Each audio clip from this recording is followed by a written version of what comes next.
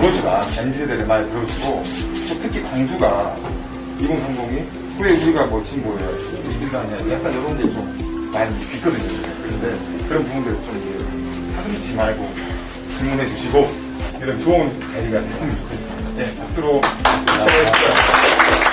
두 가지 측면이 있는데요. 이재명 후보님께서 이제 증세는 할 계획이 없다고 네. 말씀하셨는데 저도 사실 증세가 없는데 과연 그 많은 자금을 어디서 조달을 할 수 있을까?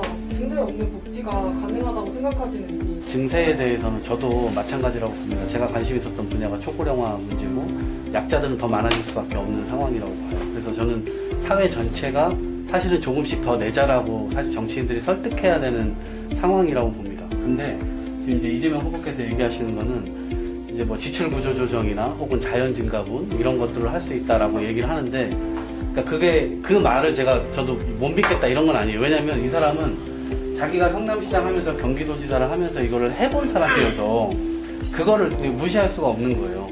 그러니까 본인의 계획이나 이런 것들이 국가 단위가 다르고 지방자치 단위가 다르겠지만 그 구조 안에서 그런 것들을 해왔기 때문에 좀 할 수 있지 않을까 이런 생각들도 있는 것이고, 우리가 가보지 않은 길이기 때문에 어떻게 보면 내가 내 집 마련하는 게 정말 지금 어려운 시점. 뭐 아파트 하나에 뭐 막 5억, 6억, 10억 막 이렇게 하는데 지금 현실적인 문제를 가지고 저희가 지금 생각하는 게 적금을 들어야겠다, 이런 부분을 상당히 많이 생각을 할 수 있습니다. 요즘 2030 아니면 저희 대학생들 관심 없는 거 사실이에요.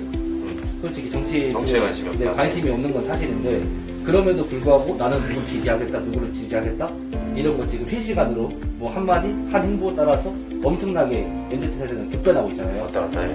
근데 그 이유가 뭐라고 생각을 하시는지에 대해서 먼저 여쭙고 싶고, 어떤 식으로 했을 때 조금 더 우리가 관심을 가질지에 대해서 조금 여쭤보고 싶어요, 사실. 약간은 조금 반론을 드리고 싶은 건 e스포츠 예로 드셨잖아요. 근데 예를 들어 e스포츠 협회라는 게 있습니다. 농구협회, 축구협회 이런 게 있듯이 e스포츠 협회를 누가 만들었는지 아세요? 관심이 없다고 하셔서 내가 그냥 할 수 없이 하는 말인데, e스포츠 협회를 만들고 활성화시킨 사람들은 민주당 국회의원들이고 민주당 정부였어요. 근데 거기에 가서 그냥 숟가락을 얹은 거야, 말하자면. 지금 젊은 층에 그런 정서를 알기 때문에. 그리고 숟가락 얹은 거를 언론이 나서서 이거를 키워서 홍보를 해준 거야. 그러니까 이건 알려져 있고, 애초에 이걸 만들어서 토양을 만든 사람들은 여러분들 눈에 띄지 않기 때문에 몰라. 그러니까 이거를 그렇다고 해서 언론을 탓하면서 절망하고 싶진 않아요. 그만큼 우리가 그런 부분에 대해 소홀했고 젊은 층에 다가가지 못했다는 건 인정하지만 속상한 건 있는 거죠, 한편으로. 그것도 조금 이해를 해주셨으면 좋겠습니다.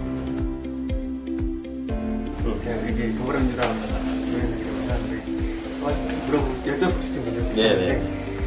이제 의원님들이나 이제 이재명 의원님께서 이제 청년들의 가장 큰 문제점에 대해서 뭐라고 생각하시는지, 청년들이 가장 원하는 게 무엇인지, 원하는 게 뭔지. 네. 저는 그게 2014년도에 보니까 원래 노동시장에는 2030 세대가 훨씬 많습니다. 왜냐면 기본적으로 세대가 더 많으니까. 근데 2014년부터 5060 세대가 노동시장에 더 많아지기 시작했어요. 우리나라에. 지금은 그거는 이제 바꿔지지 않습니다. 왜냐면 인구 구조가 훨씬 많기 때문에 앞으로 더 많아질 거예요. 그러면 점점 크로스가 일어나서 5060 세대가 훨씬 더 노동시장에 많고, 특히나 최근은 로봇까지 같이 노동시장에 들어오고 있잖아요.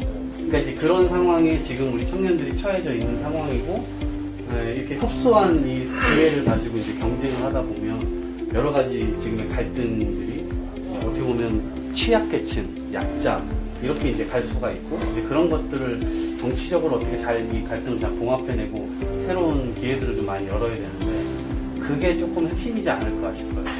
사람이 자기 경험 속에서 세상을 보잖아요. 저는 학교 다닐 때 제일 듣기 싫었던 얘기가 6.25 때 얘기하면서 그때 너무 힘들었다, 전쟁이 얼마나 공포스러운 건지 알아, 얘기하면 진짜 듣기 싫었거든. 근데 여러분들 입장에서는 이제 우리 세대의 가장 큰 기억이나 트라우마로 남아있는 광주항쟁에 대해서 얘기를 하는 게, 그러니까 그런 데서 오는 갭이 있을 수밖에 없는 것 같아요. 그래서 여러분들 세대에서 직면한 가장 큰 문제가 뭐고, 그게 우리 때하고는 뭐가 달라서 지금 이렇게 생각이 서로 안 맞는 건지, 그걸 알아가는 게 서로 중요한 것 같아요.